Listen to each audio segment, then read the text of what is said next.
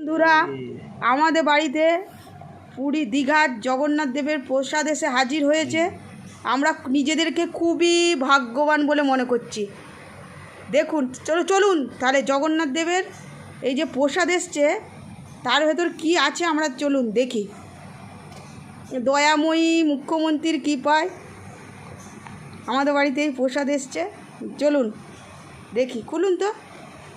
এই যে জামাইবাবু খুলছে প্রসাদ, কী আছে দেখি। চলুন আপনার সাথে শেয়ার করি। নিশ্চয়ই আপনাদের বাড়িতেও এসে গেছে, তো আপনারা জেনে গেছেন, তবুও আমার মনে হলো একটা ভিডিও করি, দেখায় আপনাদেরকে।